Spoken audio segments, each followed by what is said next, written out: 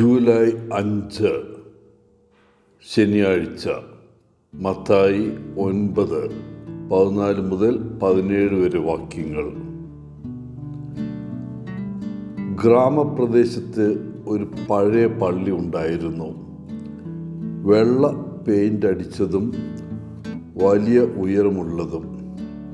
ഒരു ഞായറാഴ്ച തൻ്റെ പള്ളിക്ക് അറ്റകുറ്റപ്പണികൾ ആവശ്യമാണെന്ന് പാസ്റ്റർ മനസ്സിലാക്കി.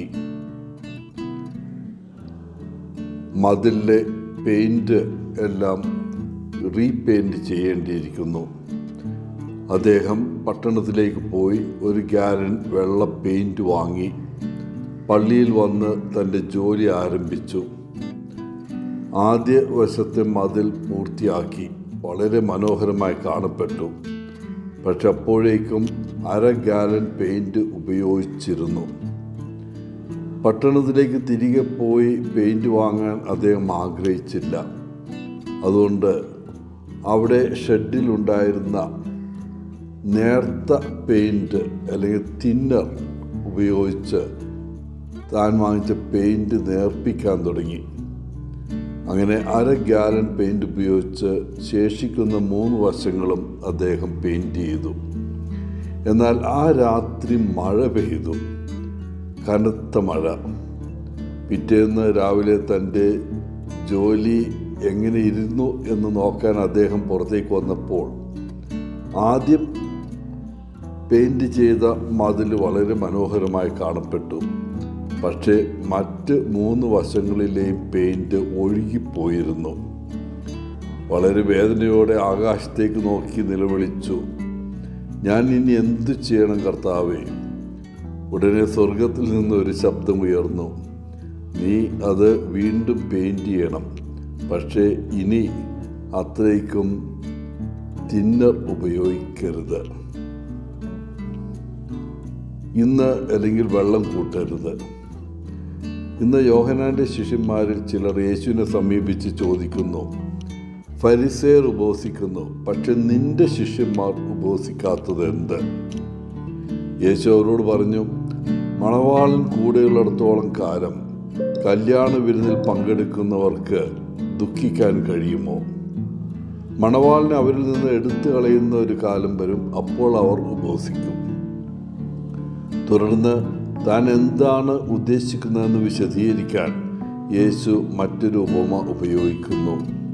അവിടുന്ന് പറഞ്ഞു, "ആരും പഴയ വസ്ത്രത്തിൽ പുതിയ തുണി തുന്നിച്ചേർക്കില്ല. അങ്ങനെ ചെയ്താൽ പുതിയ തുണി പഴയ വസ്ത്രത്തിൽ നിന്ന് അകന്നു പോകും, കീറൽ കൂടുതൽ വഷളാകും." മറ്റൊരു ഉപമ കൂടി അവിടുന്ന് പറഞ്ഞു, "ആളുകൾ പുതിയ വീഞ്ഞ് പഴയ തോൽക്കുടങ്ങളിൽ സൂക്ഷിക്കാറില്ല. അങ്ങനെ ചെയ്താൽ പഴയ തോൽക്കുടങ്ങൾ പൊട്ടുകയും വീഞ്ഞ് നഷ്ടപ്പെടുകയും ചെയ്യും. പകരം പുതിയ വീഞ്ഞ് പുതിയ തോൽക്കുടങ്ങളിൽ ഇടുന്നു. പുതിയ തോൽക്കുടങ്ങൾക്ക് വികസിക്കാനുള്ള വകയുണ്ട്. അതിനാൽ പുതിയ വീഞ്ഞ് പുളിപ്പിക്കുമ്പോൾ അവ വികസിക്കുന്നു."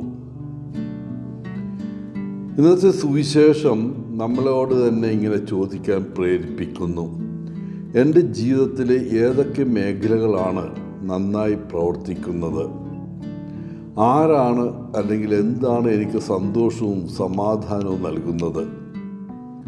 പിന്നെ സ്വയം ചോദിക്കുക, എൻ്റെ ജീവിതത്തിൽ ഞാൻ എന്ത് മാറ്റങ്ങൾ വരാൻ ആഗ്രഹിക്കുന്നു? എനിക്ക് ഉപകാരപ്പെടാത്ത പെരുമാറ്റങ്ങൾ, മനോഭാവങ്ങൾ, തിരഞ്ഞെടുപ്പുകൾ, ഇതെല്ലാം എന്തൊക്കെയാണ്? നമ്മൾ സന്തുഷ്ടരായിരിക്കാൻ യേശു ആഗ്രഹിക്കുന്നു. ഒരു പരിധിവരെ നമ്മൾ തിരഞ്ഞെടുക്കുന്നത് നമുക്ക് സന്തോഷവും സമാധാനവും സംതൃപ്തിയും നൽകിയേക്കാം. എന്നാൽ നമ്മുടെ ചില തിരഞ്ഞെടുപ്പുകൾ നമുക്ക് അസ്വസ്ഥതയോ ഒരുപക്ഷെ അസന്തുഷ്ടിയോ പോലും നൽകിയേക്കാം. മറ്റാർക്കും നമുക്ക് വേണ്ടി തിരഞ്ഞെടുക്കാനോ അല്ലെങ്കിൽ അത് മെച്ചപ്പെടുത്താനോ കഴിയില്ല. നമ്മുടെ സന്തോഷം, സമാധാനം ഇവ നൽകുന്നത് എന്താണെന്ന് നമുക്ക് മാത്രമേ തീരുമാനിക്കാൻ കഴിയൂ. യേശുവിനെ നാം നമ്മോടൊപ്പം ക്ഷണിച്ചാൽ അവൻ നമ്മുടെ കൂടെ നടക്കുകയും നയിക്കുകയും ചെയ്യും. പ്രിയപ്പെട്ടവരെ, ഇന്ന് യേശുവിനോട് പ്രാർത്ഥിക്കാം. യേശുവേ, ജീവിതത്തിലേക്കുള്ള വഴി എനിക്ക് കാണിച്ചു തരണമേ. ദിവസവും സന്തോഷവും സമാധാനം നൽകുന്ന, ജീവൻ നൽകുന്ന തിരഞ്ഞെടുപ്പുകൾ നടത്താൻ എന്നെ സഹായിക്കണമേ. ആമേൻ. എല്ലാവർക്കും നല്ലൊരു ദിനം ആശംസിച്ചുകൊണ്ട് ഒത്തിരി സ്നേഹത്തോടെ പോളച്ചൻ CSSR ഫ്രം ബാംഗ്ലൂർ.